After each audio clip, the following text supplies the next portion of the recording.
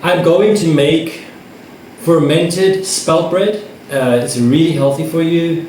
We mentioned that sometimes we buy Italian bread, but most of the times we are making our own bread, 99% of the times I can say.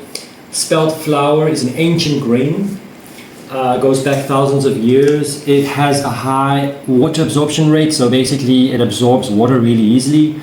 Modern flours of today are very glutinous. They were bred that way, so that bakers don't have to knead the dough as much. But the problem is a lot of people cannot digest gluten anymore because there's too much gluten in our modern day flours. So this is the original good stuff that protects your gut from indigestion and bloating. And it's really easy to make if you know how. I mean, this takes me 10 minutes and I just let it ferment for 2 days.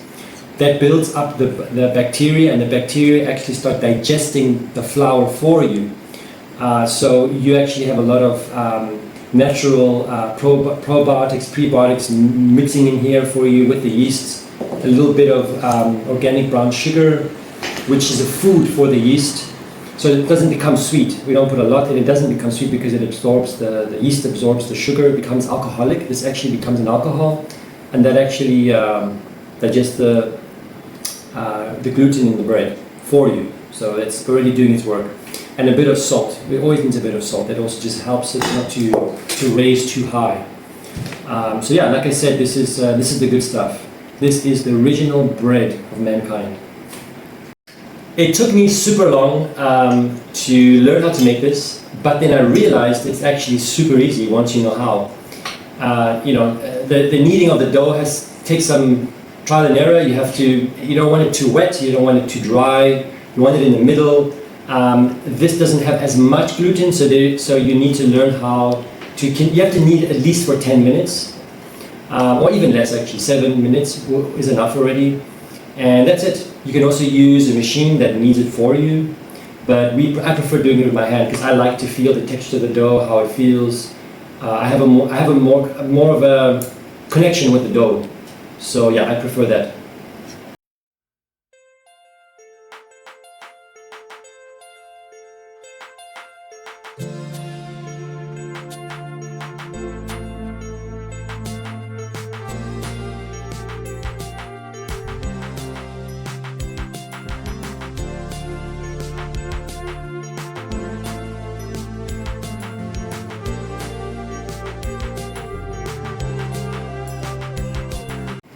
So I just basically mix the sugar, yeast, salt, just kind of mix it in so it doesn't blob in one place.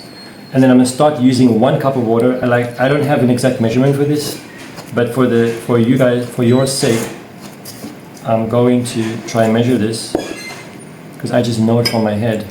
So I'm going to do the 2nd cup of water. As you can see, it's slowly getting kind of coagulating, if you want to say. The flour is sticking together. This is the 3rd cup of water. I'm going to do half, just do all of it. So it's 1 kilogram of flour. That's already 3 cups of water.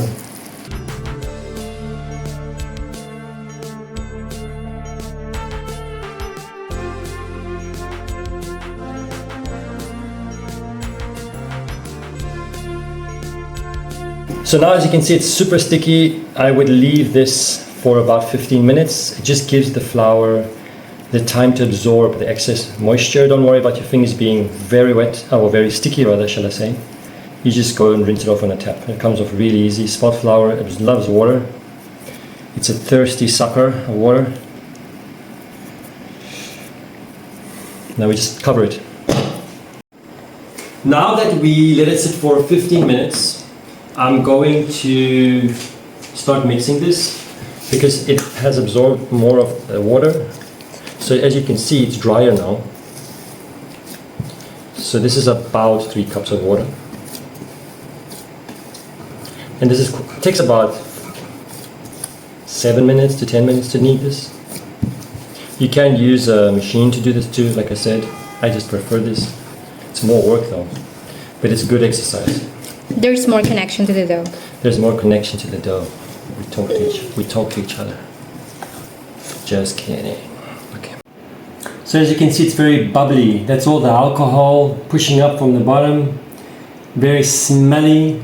But once it bakes, you're not going to taste the alcohol. The alcohol actually is destroyed during the baking process. So you just have the good sourdough bread. All whole grain. So really, really good for you. Come on, love.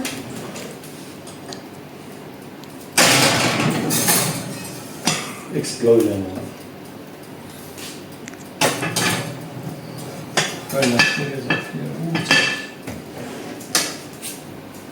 Now you can dance again.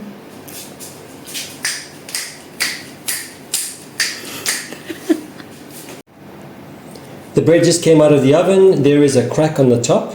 The reason for that is the moisture pushes up on the crust and it breaks. So there's nothing wrong with that. That's very normal for bread, especially because the lid was on, so it created a steam inside. And this is comes out really crispy, at the same time moist. That's why we really like this kind of baking style. Now that the bread is ready, we're just going to slice it. It's a little bit tricky to get it out because it's not really sticking as such. There's a bit of oil at the bottom. So the only trick here is you have to go portion by portion, and then it comes out. That's the trick I learned with this. And then you just literally slice it.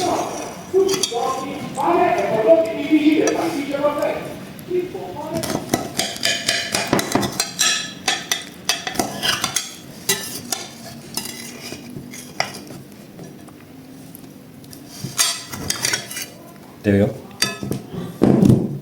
And now we're just going to slice it. I prefer very, very thin. How the Germans do it.